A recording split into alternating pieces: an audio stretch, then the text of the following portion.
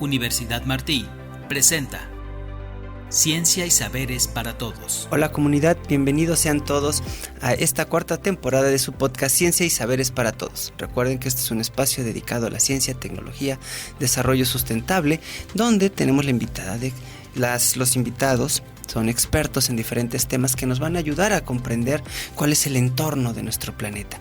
El día de hoy, tengo que decirlo, tengo a una invitada muy especial que la conocí, fue mi maestra de una materia,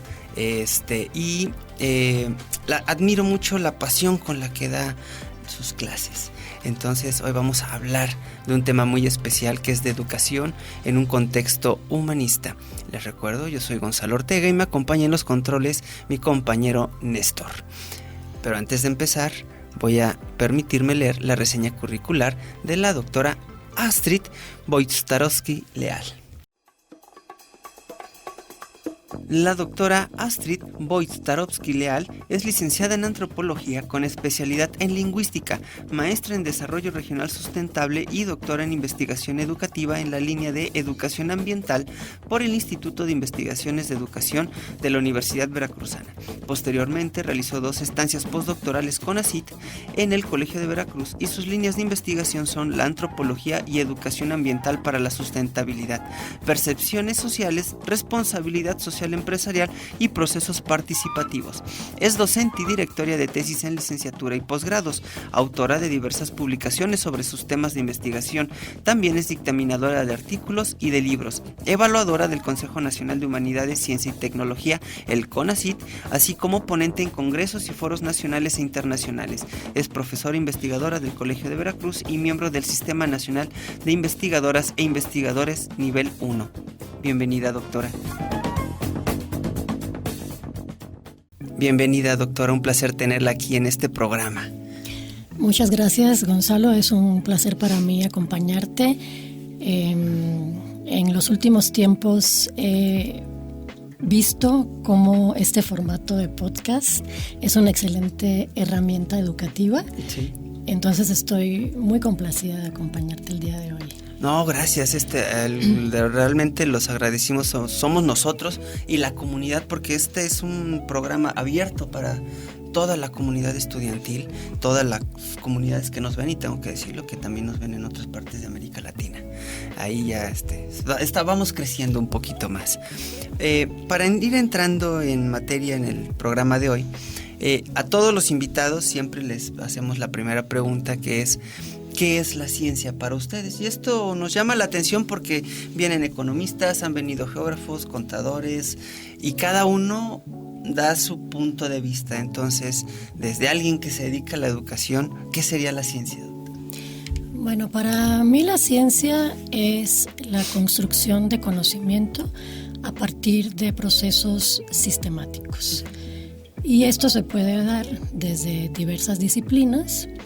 Tenemos paradigmas diferentes en la ciencia, y tenemos aquellas ciencias que se dedican a un saber más vinculado a lo cuantitativo, y otras que su tradición y sus necesidades hacen que el enfoque sea cualitativo, como las humanidades o las ciencias sociales. Y cuando digo humanidades, hay personas que se estarán preguntando, bueno, ¿y eso por qué lo incluimos dentro de las ciencias? Bueno, estamos hablando de la construcción de saberes de manera sistemática, y ahí por supuesto que también se incluye a las humanidades y las ciencias sociales.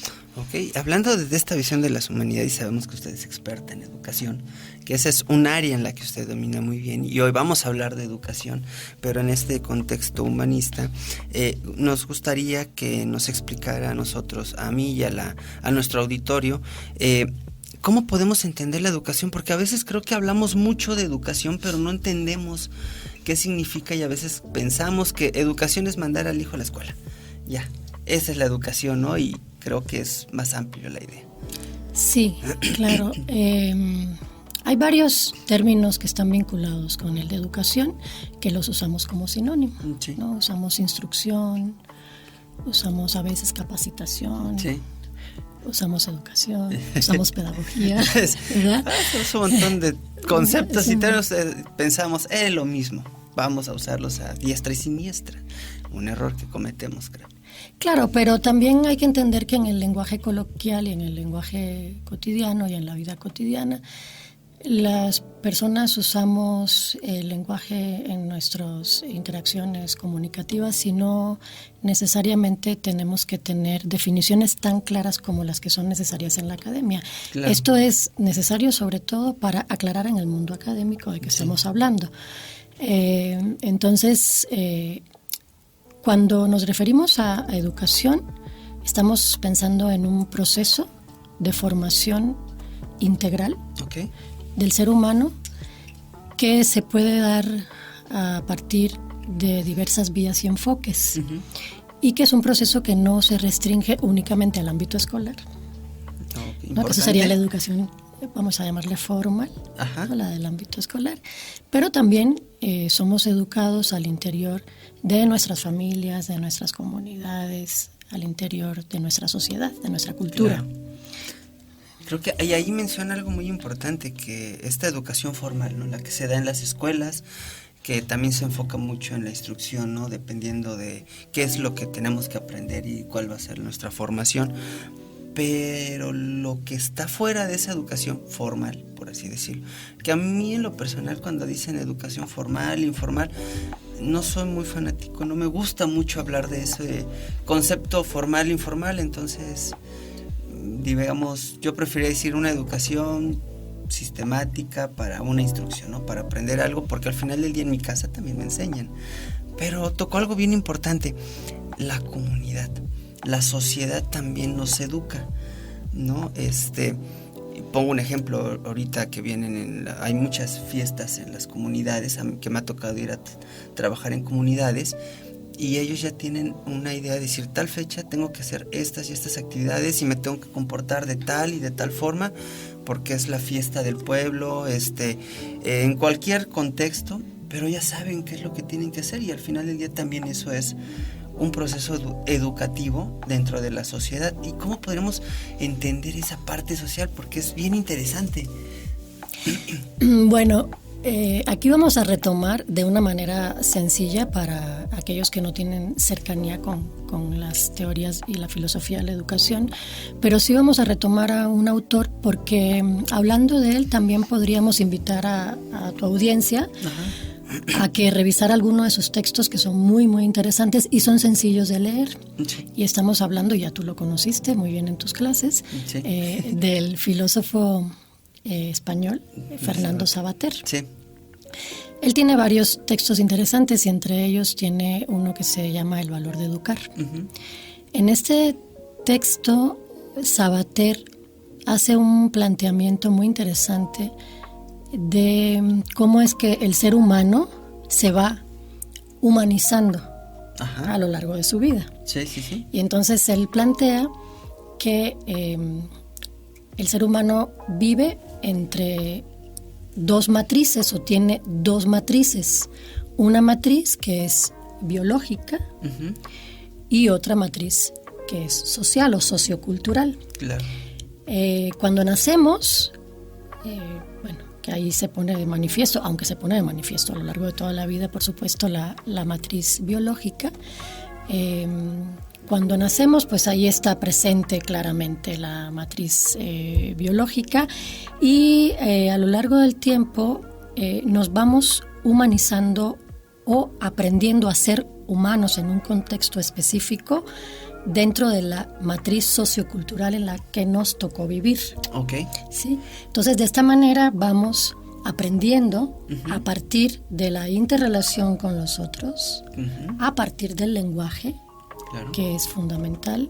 Vamos aprendiendo los códigos, las normas, los valores, aquellas cosas que nuestra cultura considera que son adecuadas y aquellas que considera que son inadecuadas, ¿no?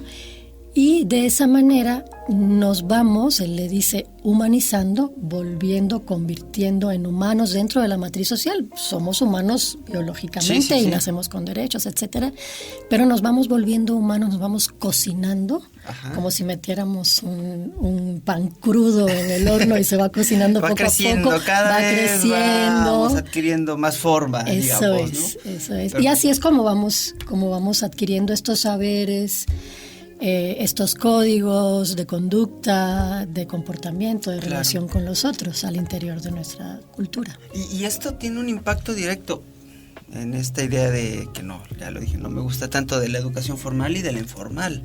También, ¿no? Cómo va cambiando los tiempos y como bien decía, hace rato mencionó una parte importante que vamos aprendiendo y nos vamos desarrollando de acuerdo al tiempo en que nos toca vivir, ¿no? Por ejemplo, yo me acuerdo cuando platicaba con mi difunto abuelo que él tenía una forma de vivir muy distinta a la de ahora. A mi papá le tocó también irse adaptando fue como ese intercambio, ¿no? Esa parte media de decir, híjole, a ver, con mi papá hacíamos esto y así vivía la sociedad de cierta forma, y dar una transición a la que están mis hijos en este momento y adaptarnos al lenguaje, ¿no? De los jóvenes, que tal vez para algunos vamos viendo y descubriendo. Y me tocó cuando estuve en una prepa con unos chavitos que estaban dando el salto a la licenciatura y dije, ¿qué es no te entendí qué significa X, con una idea, ¿no? Es que lo están molestando. Dije, ok, yo diría esto, cuando yo era niño le están echando carrilla, ¿no? Pero ya nos dicen eso, ya cambian los conceptos y vamos cambiando de acuerdo al tiempo que nos toca. Y cada persona tendrá que adaptarse. Nosotros nos tenemos que adaptar en 10, 15 años al cambio del lenguaje. Tal vez para lo que nosotros ahorita está bien, para las futuras generaciones van a decir, ¿cómo es posible que eso lo hacían, no? Y nosotros vamos a decir lo que decían nuestros abuelos. Pero ¿qué están haciendo?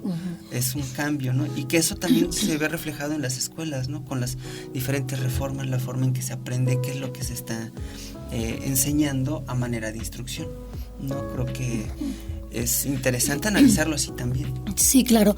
Has tocado un punto que me parece que es muy importante, y es la característica dinámica de la cultura.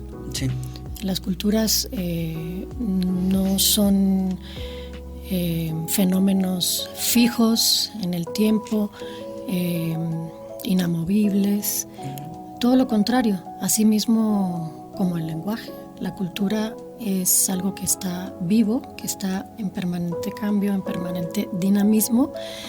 Y eso, los seres humanos, aunque nos va costando trabajo conforme vamos tomando edad, de cualquier manera sí estamos presentes, digamos, estamos durante nuestra vida siendo testigos de estos cambios, y a lo mejor aquello que aprendimos siendo más pequeños o más jóvenes es lo que se nos ha quedado como un poco más arraigado, y quizá para algunos cuesta un poco de trabajo adaptarse a los cambios, pero estamos siendo testigos de ellos, es decir, estamos en el presente con esos cambios. No, y al final, lo que usted mencionaba, ¿no? Sabater dice, los humanos así aprendemos también, ¿no? Así. Conforme va pasando el tiempo, es una habilidad o no sé si la palabra correcta sea la habilidad que tenemos los humanos a diferencia de otras especies, ¿no? Conforme van avanzando el tiempo, sí hay un instinto dentro de nosotros, pero la sociedad y la cultura nos va llevando a evolucionar y a transformarnos, a diferencia de las otras especies que dicen, esto es mi forma y esto es lo que hacemos siempre, y no hay esa evolución, ¿no? Creo que ahí la educación juega un papel bien importante, y usted mencionaba algo ahorita, que nos vamos humanizando, y ahí creo que a veces usamos la palabra humanismo, igual como le decía hace rato, es una educación humanista, vamos a hacer esto humanismo, pero a veces ni entendemos qué es, ¿no? Porque bueno, humanismo somos nosotros, pero ¿cómo podríamos entender esto del humanismo? Porque se escucha mucho, ¿no? Sí. Bueno, para decirlo de una manera comprensible, vamos a pensar que hay definiciones como de manual, Ajá. ¿no? De humanismo. Y una definición común que podemos encontrar de humanismo es que se trata de un movimiento filosófico, intelectual, cultural, que se da a partir de finales del siglo XIV, siglo XV y se despliega por toda la Europa, sobre todo Europa occidental. Estamos aquí pensando en la tradición occidental, no porque sea más importante, sino porque es la que de cierta forma nos ha tocado más de cerca. Aunque bueno, aquí tenemos por supuesto otras tradiciones que no son occidentales, que conviven y han convivido en el tiempo con la tradición occidental, pero en ese momento nos estamos refiriendo al humanismo desde la tradición occidental. Entonces esa sería como una definición de manual, ¿no? Un movimiento que surge en un momento por cuestiones específicas históricas que coincide con el advenimiento de un momento histórico cambiante, digamos que es el tránsito de la sociedad medieval europea a el Renacimiento, y que tiene ciertas características, ¿no? Y una característica muy importante, y ahí está el término humanismo muy vinculado, una característica muy, muy importante es que pone al ser humano en el centro de la atención, de la discusión, cuando venía de momentos históricos previos donde lo que estaba en el centro era Dios, lo cual significa que aquello eran sociedades teocéntricas, las sociedades medievales, y se está dando paso a sociedades antropocéntricas. Y aquí hay que hacer un matiz muy importante. Cuando se dice esto y se pasa rápidamente a seguir hablando del tema sin considerar ciertos elementos, se crean confusiones, porque las separaciones históricas las hacemos convencionalmente nosotros para poder entender las diferentes fases con sus características principales de la historia por las que hemos pasado. Pero esas fases no se cortan en un momento y empieza la siguiente con otras características completamente diferentes y cortantes en el otro, sino que las características se van fundiendo, están presentes las características de hace muchos siglos en lo nuevo, y eso es lo que pasa durante el Renacimiento y durante el surgimiento del humanismo moderno, le vamos a llamar así, donde todavía por supuesto que están presentes muchas ideas medievales e incluso más antiguas, pero hay un interés por retomar las ideas y la estética de la Grecia y la Roma clásica, donde también el hombre estaba en el centro de la discusión. Entonces, a eso es como la definición así de diccionario o de manual. Humanismo, ¿no? Sin embargo, si me quieres hacer otra pregunta, la podemos hilar, pero aquí hay otros elementos que habría que considerar. ¿Cuáles podrían ser esos elementos que habría? Digo, ya que estamos en estos, es importante comprender un poquito más, ¿no? Porque incluso de los académicos, ahorita con el nuevo CONACYT, dicen es la parte humanística, y luego me ha tocado dialogar con muchos y decimos, pero ¿cómo es humanística? O sea, ¿cómo va a ser esto? ¿A qué se refiere con la parte humanística? Y no nos queda claro. Entonces yo creo que sería bueno tocar estos elementos, ¿no? Que podrían jugar ahí un papel importante. Sí, algo que hay que considerar cuando hablamos de humanismo es que no hay un solo modelo de humanismo, ni una sola propuesta de humanismo. Claro. A lo largo de la historia ha habido diversas propuestas de humanismo, diversas maneras de pensar cuál es el ideal humano. Cuando hablamos de humanismo tenemos que pensar en que las culturas, las sociedades tienen un ideal de humano. Y que en ese ideal de humano generalmente hay una contraparte, lo que no es humano, lo que es infrahumano, ¿no? Lo que no es suficientemente humano. Desgraciadamente muchas veces son otros grupos, ¿no? Se pasa, ¿no? Que no están como en la misma sintonía, tienen una característica totalmente distinta, y el grupo predominante de esa época, ellos no lo son. Exacto. Caray, ¿no? Exacto. Entonces, ya habría que pensar que, otra vez pensando en la tradición occidental, que para la Grecia clásica ser humano o el ideal de humano era el varón Ajá. libre, Sí. que se educaba Ajá.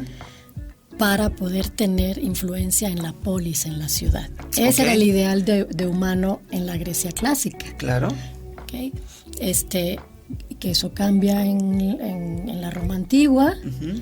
y ahí tiene que ver con romanizarse, civilizarse al estilo romano. Todo lo que no Claro. sea romano, No pues era es humano. menos humano. Sí, sí, sí. Y para los griegos, los que no hablen griego, No eran pues no tan humanos como Como nosotros, ellos, ¿no? sí, los claro. que balbucean son los bárbaros, son los que no hablan griego. Entonces, Ok. esos no son los humanos. Entonces, ahí tenemos dos ideales de humano. Y así, conforme transcurrió la historia del mundo occidental, pues tenemos el ideal humano del medioevo, de la Edad Media, que es evangelizar, Ajá. convertirse en cristiano, cristianizarse. Ese es Claro. el ideal de humano. El del Renacimiento, que tiene que ver con una idea de interpretar individualmente la realidad, la vida, eso de que el hombre está en el centro. Sí. Posteriormente tenemos el de la Ilustración alrededor del siglo XVIII, que tiene que ver ya con valores que se han trasladado hasta acá y que siguen siendo valores que parecen como valores universales, Sí. que siguen vigentes, que son los de la Revolución Francesa. Ok. Eso tiene toda una base histórica que tiene que ver con una clase social que empieza a tener mucha fuerza económica, Sí. que es la burguesía, Ujú. pero, Sí, que no sí, sí. pero que no tienen suficiente poder político, y entonces se contraponen a la monarquía absoluta. Entonces Claro. hay un cambio de régimen Ujú. provocado por la burguesía, por esta nueva clase, donde se pide igualdad, fraternidad, Claro. los ideales de la Revolución Francesa. Y posteriormente, bueno, vemos que eso se sigue con variaciones trasladándose a lo largo del tiempo. Ajá. Y cuando llegamos al siglo XX tenemos claramente dos ideales, el ideal capitalista y el ideal de los países socialistas, que tienen que ver con el hombre nuevo, Sí. con la lucha de clases. Ahí hay dos posiciones. Ahí hay como dos posiciones muy diferentes. claras. Hay muchas otras, pero las más predominantes Claro. en el 20 son esas dos. Y actualmente tenemos una gran variedad de ideales de humanismo. Yo destacaría que la tolerancia a la diversidad Ujú. es un ideal de humanidad en nuestra época. La ciudadanía planetaria. Ok. La parte es interesante. La ciudadanía planetaria, Sí. el pensarnos como habitantes del planeta, pero no como conquistadores de la naturaleza, que esa ha sido la postura a partir del siglo XV, sobre todo, que ha tenido el ser humano a partir del nacimiento de la noción de sujeto con Descartes, o Descartes, como le dicen en francés, ¿verdad? Que nos pone como un sujeto que piensa lo demás, y eso que piensa lo convierte en objeto. Ok. La naturaleza la convierte en objeto, y en objeto además de conquista. Claro. Entonces ahora hay, desde hace tiempo, pero creo que ha crecido con en las últimas fechas, en las últimas décadas, la importancia de ver nuestra relación con la naturaleza desde otra posición, Sí. ¿verdad? Y otra que yo diría que está muy presente es también la de equidad de género. Esa es Ok. otra importante. Esta parte creo que es, digamos que es como el término moderno, ¿no? Decir así, ¿qué sería el humanismo? Y ahí el diálogo juega un papel importante. El entrar en este proceso de diálogo entre nosotros, el diálogo incluso que podríamos llegar a entender de comprensión del medio natural, ¿no? E incluso yo creo que si queremos llegar a ese ideal humano actualmente, ¿no? En este 2024, tendríamos que eliminar la palabra recurso de la naturaleza. Es decir, no es un recurso, es un medio más que está vivo, ¿no? Al igual que como se cambió en el área económico-administrativa, que se decía, ya no son recursos humanos, es capital humano. ¿Por qué le seguimos diciendo recursos a la naturaleza? Porque no camina como nosotros y como la volvemos un objeto y eso nos ha traído muchos problemas, ¿no? Climáticos y sociales, pero ese es arroz de otro costal. En este sentido, la educación, si este nuevo ideal, estos nuevos valores que son universales, e incluso la ciudadanía planetaria, rompe por completo muchas de las ideas e incluso de culturas, ¿no? De decir, pues hay que estar abiertos a otras culturas y hacer un intercambio, y que posiblemente salen un montón de híbridos totalmente diferentes, ¿no? Y que a veces se contraponen con el hecho, no, esta es mi cultura y esta es mía. Soy yo. Bueno, pero eso no implica que abras un poquito la ventana y que es lo que pasa al de enfrente y que dejes entrar al de enfrente. Y así como dejas entrar, a ti te van a dejar entrar. Podríamos llegar a una condición planetaria, creo que más amena y agradable de llevar, ¿no? En este orden, podríamos decir que la educación humanista podría realmente impulsar el desarrollo integral de un individuo. Si lo vemos así, decir, a ver, esto es lo que tenemos que hacer, sí podemos fomentar el desarrollo integral. Sí, por supuesto.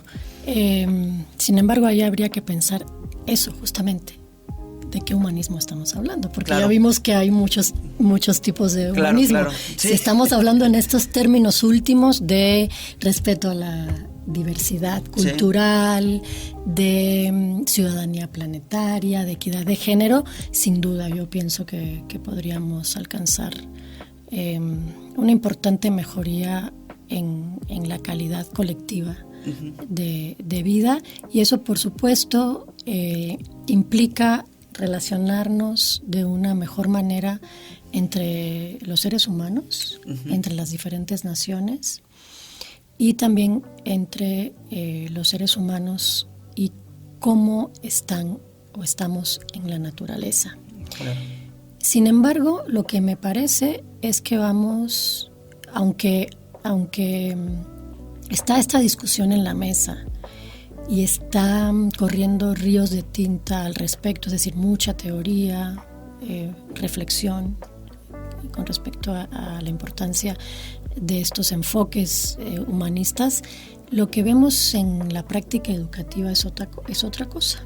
Okay, sí. Sí, o sea, lo que vemos, si decimos que es importante la solidaridad, es cierto que es la empatía, es importante, es cierto, pero lo que solemos ver en la práctica educativa es una competencia feroz, despiadada, y lo vemos también no solo en las aulas, sino también en la labor académica investigativa. ¿No?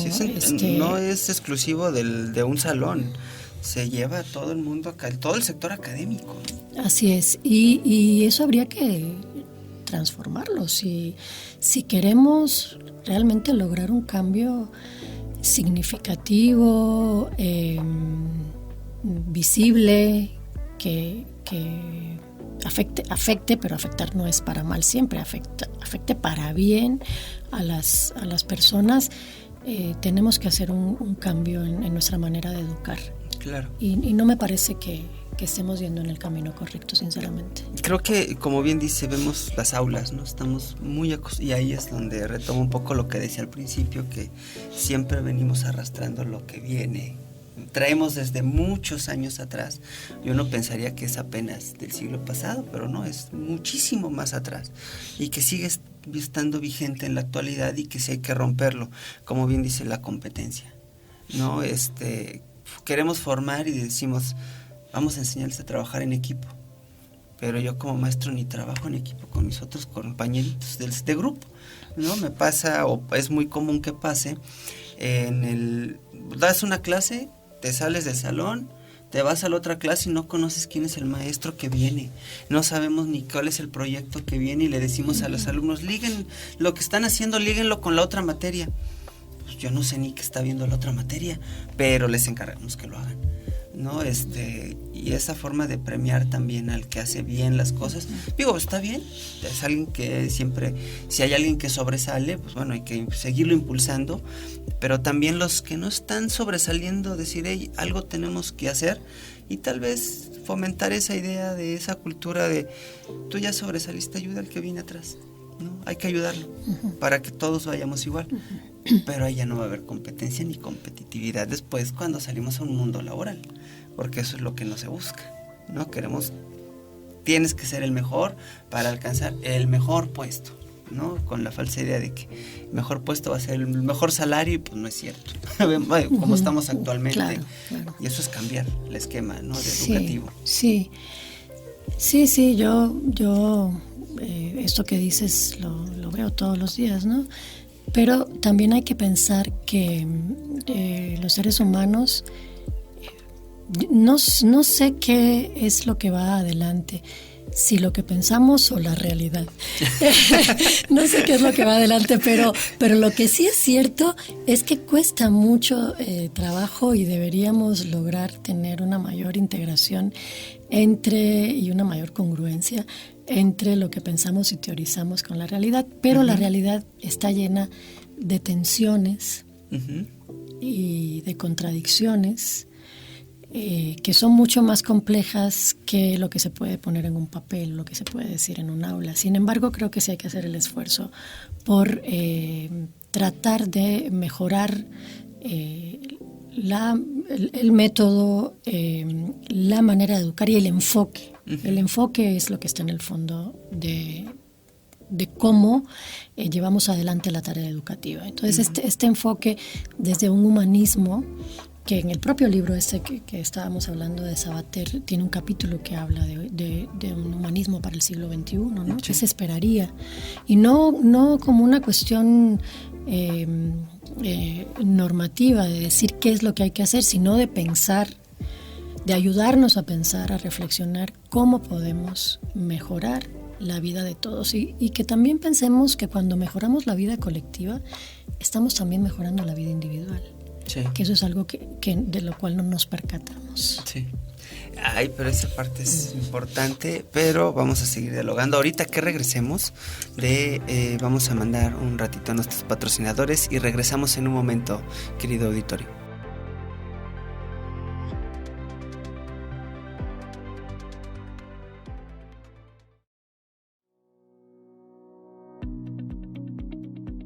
Universidad Martí, impulsando la innovación del conocimiento.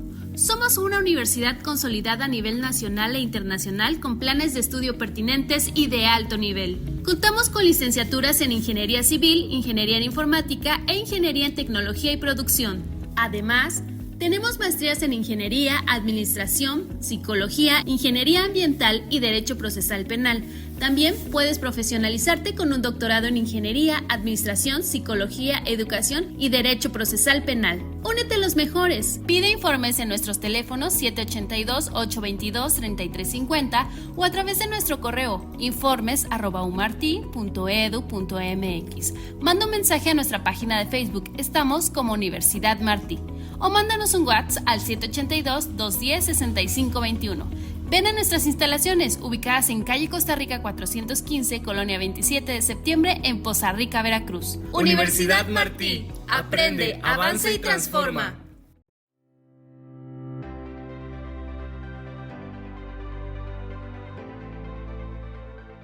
Hola auditorio, estamos de vuelta aquí en su podcast Ciencia y Saberes para Todos, platicando con la doctora Astrid sobre educación, un poco de humanismo. Retomando lo que estábamos hablando, es este cambio, ¿no? Este cambio de forma de educar y como para qué vamos a educar, ¿no? Decíamos entablar el diálogo, la competencia. Creo que tenemos una idea de competencia un poco errónea, pero que en la realidad se sigue impulsando esta idea de competir, ¿no? Entonces aquí nos surge una pregunta, es si estamos hablando de que el humanismo, o hacia dónde tendremos que transitar como una educación humanística moderna, que es la diversidad cultural, el respeto, ¿no? El diálogo, entendernos entre todos. ¿Qué papel juega el diálogo entre los estudiantes y los educadores? Porque a veces ese diálogo no se da, y el diálogo pensamos que es mi monólogo que estoy enfrente contra los que están allá escuchándome y dicen vamos a dialogar.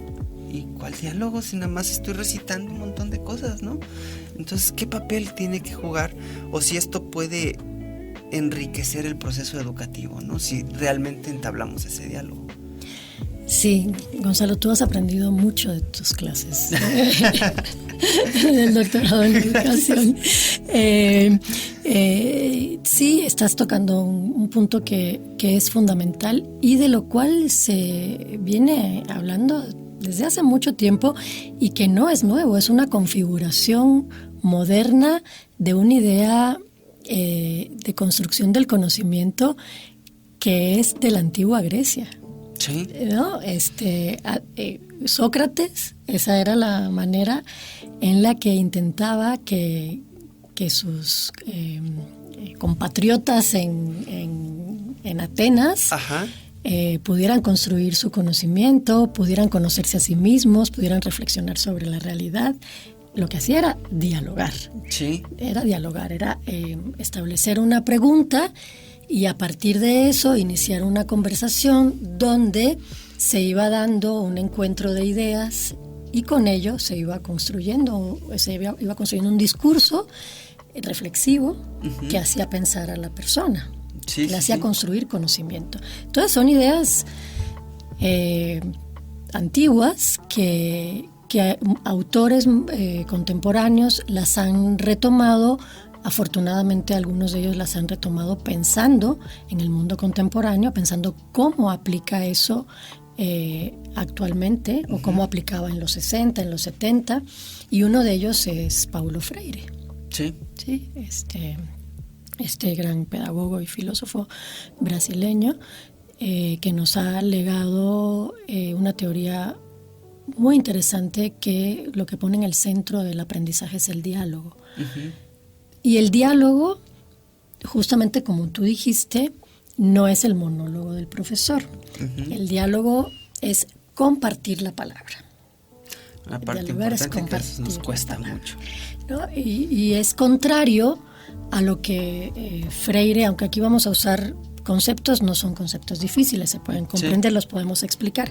Es contrario, el diálogo es contrario a lo que Freire le llama la educación bancaria, ¿no? Que es la educación que concibe al estudiante como un depósito que debe ser llenado de información y ese depósito evidentemente no sabe nada, no tiene experiencia y por lo tanto no tiene voz. ¿No? Darle la vuelta a eso significa escuchar a los estudiantes. Eso no quiere decir que la labor del maestro no sea importante. Eso no quiere decir que el maestro no tenga voz. Claro. Porque también se ha confundido mucho la teoría de Freire, sobre todo cuando se usa en educación básica. Sí, me ha pasado. He visto que dicen, pues, a ver, él es libre de elegir lo que quiera y, espérame, si todavía no sabe, tú como docente eres el responsable de guiarlo, ¿no? Como bien se decía, que hagamos las preguntas correctas para que el alumno piense, para que el alumno, la otra persona, pueda desarrollar ideas y lo guías con hay un montón de herramientas para que puedas encauzar la respuesta y de acuerdo a la experiencia también del alumno.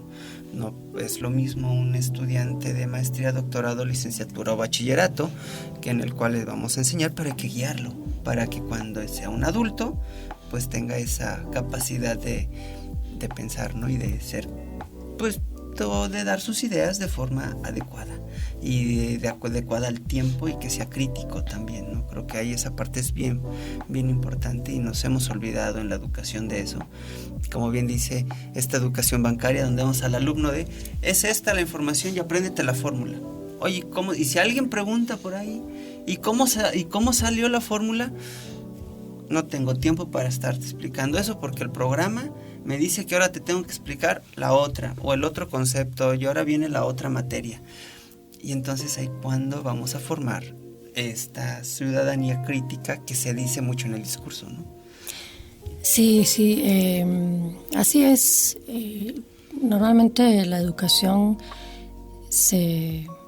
o el sistema educativo se basa en el cumplimiento de metas, ¿no? Y cumplir el programa, seguir adelante, aun si los estudiantes no han comprendido lo previo.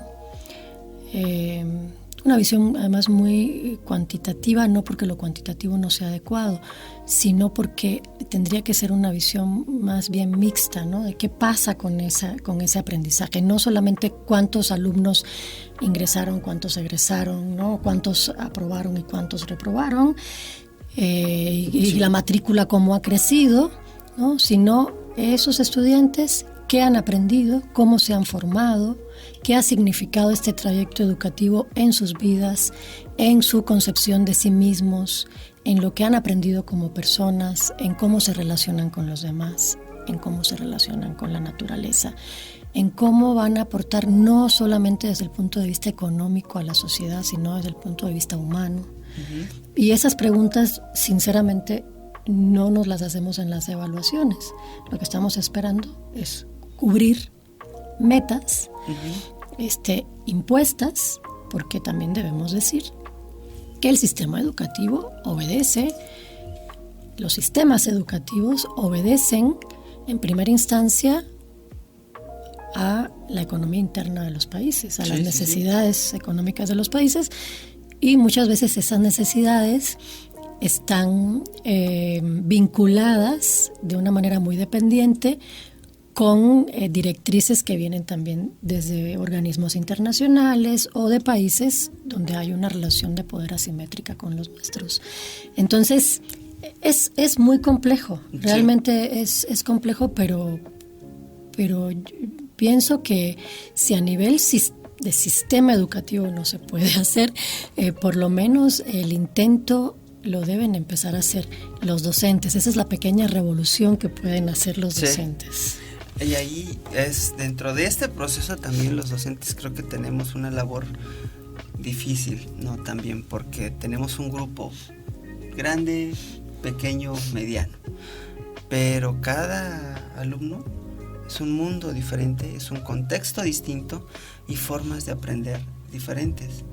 Habrá alumnos que sí necesitan la repetición y que les digan esto es así, así, así, y habrá otros que pues pueden ser más libres y tienen mejor gestión de su tiempo, de todas las herramientas educativas que tengamos, pero habrá otros que no lo hagan, ¿no?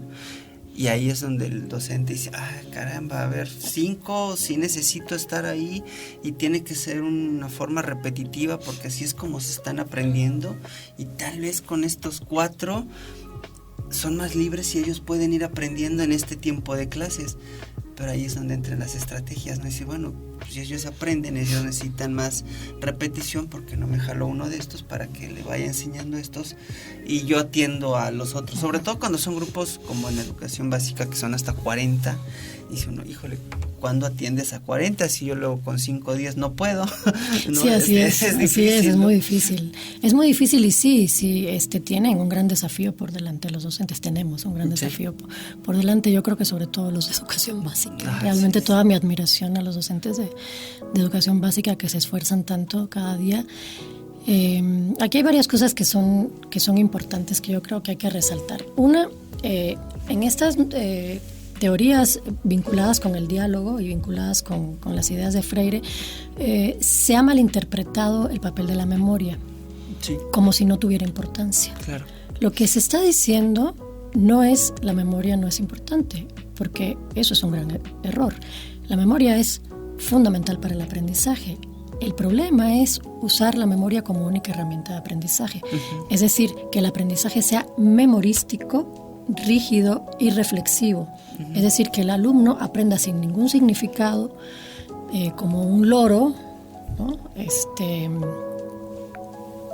Ya sea textos, ya sea en historia, por ejemplo, un compendio de fechas, sucesos, personajes históricos, y que eso no les sirva para reflexionar qué elementos de todo eso que estoy aprendiendo me dice algo en mi vida presente. Sí. ¿Qué puedo retomar yo de ahí? ¿Qué puedo retomar porque es adecuado y aplicarlo en mi vida diaria? ¿Y qué debo desechar porque no lo es? ¿Cómo ha configurado eso la manera en que vive hoy nuestra sociedad, en que vive hoy mi país? Que esas son las reflexiones que deberíamos estar haciendo desde la historia, claro. Por ejemplo, ¿no? Pues es que la historia nos dice mucho, pero por ahí también está el dicho, ¿no? Quien no sabe de su historia está condenado a repetir lo mismo, ¿no? Pues es que si no lo aprendemos y ya vemos bien, pero es ahí donde entra este aparato reflexivo. Es decir, ¿por qué ha habido estas revoluciones, estos problemas, e incluso las cosas positivas, ¿no? También, no nada más lo malo. Es decir, ¿qué es lo que nos llevó a tener eso? ¿Y por qué si en un momento actual vemos que estamos yendo hacia el mismo camino? Es decir, hey, ya eso ha pasado hace 20, 30, 40, 100, 200 años atrás. ¿Por qué no lo estamos viendo? Porque no hay una educación también que nos ayude a reflexionar esas fechas, ¿no? Todos esos elementos históricos. Y ahí es donde creo que los docentes y las instituciones tienen un papel muy importante. Y híjole, ya se nos está acabando el tiempo, pero no me gustaría cerrar sin antes pensar o que pudiéramos dialogar un poquito sobre cómo es que las instituciones educativas podemos fomentar o pueden fomentar este diálogo y esta reflexión crítica en los alumnos, porque tenemos una labor bien difícil pero bien bonita también. Bien bonita, sí. Pues a través de la práctica del diálogo, de la labor crítica del propio docente con su tarea educativa, es decir, el docente idealmente debería ser un docente que investiga su labor educativa, que la reflexiona y que corrige aquello que no funciona bien y busca otros métodos, otra manera de hacer su labor en el aula para que eso tenga un impacto mayor en la construcción de conocimiento, tanto de sus estudiantes como de sí mismo. Y aquí hay que destacar también que no se trata nada más de tener materias de humanidades, sino de tener materias de humanidades impartidas con un enfoque humanístico, porque lo que hablábamos anteriormente de la historia, sí, del aprendizaje memorístico de sucesos, de fechas y de personajes históricos de manera irreflexiva, es una manera no humanista de impartir una materia humanista. Se escucha muy contradictorio, ¿no? Dices, ¿cómo es eso? Pero se da. Pero sí, pasa, y lo mismo con la filosofía. Sí. Y también puede haber enfoques humanistas de impartir las matemáticas, la física. Se trata del enfoque. Claro. Ahí, de hecho, mencionaban de que el docente hacer su investigación educativa, de hecho, parte de un tema de investigación que tengo ahorita es sobre este movimiento. Lo empecé a ver del Slow Food primero, pero estoy viendo cómo lo están llevando a una educación slow, a esta educación lenta, ¿no? De decir, pues es que actualmente creo que hay que romper ese esquema de educativo que tenemos de es puntos y puntos y puntos y puntos.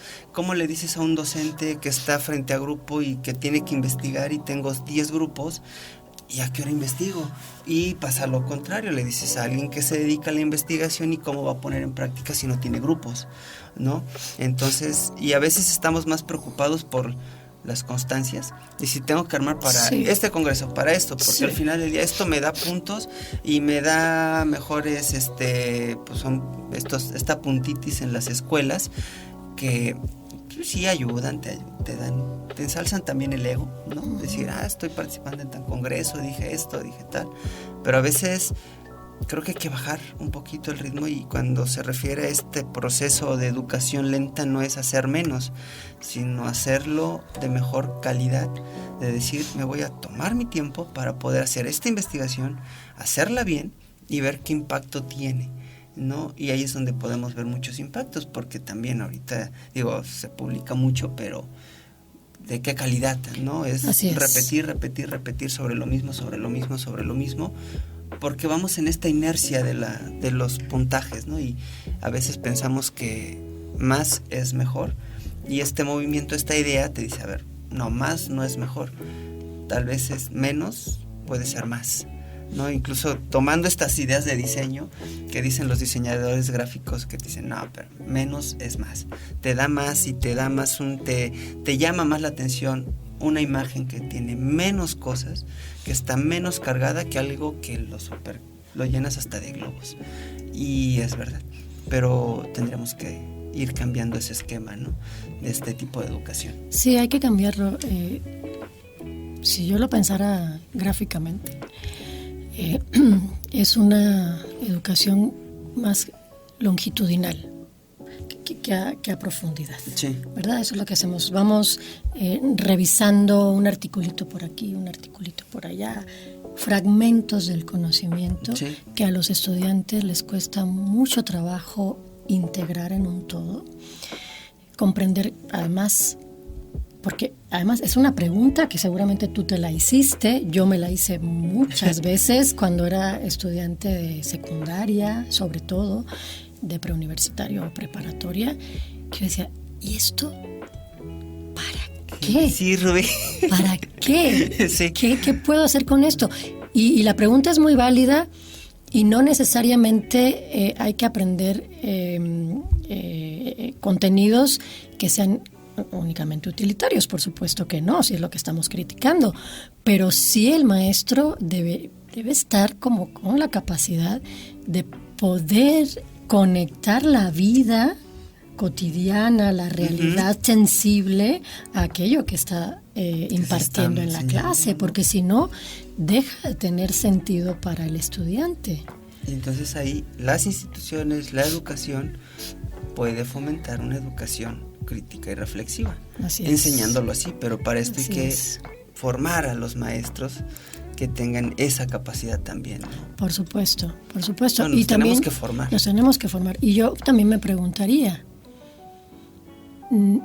¿a quién le conviene y a quién no le conviene tener una ciudadanía crítica y reflexiva? Sí. Si formamos una ciudadanía formada realmente en el saber filosófico, pero no en el saber filosófico, que yo creo que es la gran deficiencia, el saber filosófico en educación, no en el saber filosófico de saber de memoria que pensó Sócrates, que dijo Platón, que dijo Aristóteles, que dijo Agustín de Hipona, que dijo Descartes, que dijo Kant, no eso, ¿no? Sino reflexionar sobre el pensamiento y los discursos filosóficos que tienen sentido y pueden ser aplicados el día de hoy para mejorar nuestra vida colectiva, para mejorarnos como comunidad, para mejorar nuestra relación con la naturaleza. Entonces, en ese sentido, también se construye una manera de pensar que permite pensar mejor no solo en las disciplinas humanísticas. Pensar bien nos permite pensar mejor también en las matemáticas, en cuestiones tecnológicas. Es decir, abona al conocimiento en su totalidad. Pero no lo vemos así. No lo vemos así. Híjole, doctora, el tiempo nos come. Creo que pensé que íbamos a abarcar más, pero bueno, siempre nos pasa. El tiempo es, y más cuando son temas que son muy amplios, pero son muy bonitos. Entonces, pero antes de cerrar, me gustaría preguntarle cuáles serían los proyectos actuales en los que está trabajando y algún correo electrónico por si a alguien del auditorio le gustaría entablar algún diálogo. Claro. Sí, bueno, voy a hablar de los 2 microproyectitos que tengo en puerta. Uno es un proyecto muy chiquito y es al interior del Colegio de Veracruz, que es ahí donde estoy elaborando. Y se trata de, a partir de una obra de arte, de un cuadro de Vincent Van Gogh, que fue interpretado por un filósofo alemán llamado Martin Heidegger, que a partir de tanto de la imagen como de la interpretación surjan interpretaciones diversas por parte tanto de los estudiantes como de la comunidad académica en general, los investigadores, los profesores, que hagan su interpretación de esto y que además el cuadro o la interpretación escrita sirvan también para que los profesores investigadores realicen algún tipo de reflexión teórica, una ponencia, algo que se pueda presentar en el colegio para conmemorar el Día del Trabajo, el 1 de mayo. Interesante. El cuadro son unas botas de campesino. Y sirve como pretexto para pensar y para vincular el arte con la filosofía y con las diferentes disciplinas del Colegio de Veracruz. Interesante eso. Ese es el microproyectito primero. Y el segundo, que empieza en mayo, es un trabajo con una escuela primaria. Van a ser 2 escuelas primarias, pero primero vamos a trabajar con 2 escuelas marginadas o que están en zonas marginadas de Jalapa, para acercarles o construir con ellos una reflexión al nivel de cada grado, por supuesto, literaria. Es decir, vamos a llevar textos literarios adecuados a su edad para leerlos, hacer cuentacuentos y posteriormente lograr también que los niños escriban alrededor de lo que estamos pensando, lo que estamos reflexionando. Y ahí vamos a involucrar a estudiantes de las diferentes licenciaturas del colegio para que se formen como cuentacuentos y nos acompañen en esta labor con los niños de zonas marginadas. Interesante. Eso, son los 2 proyectos me llaman la atención, me gustan, sobre todo el trabajar con la literatura y llevarlo a los pequeñitos y más de estas zonas, ¿no? Que a veces no ponemos atención en ellos. Sí, es muy importante.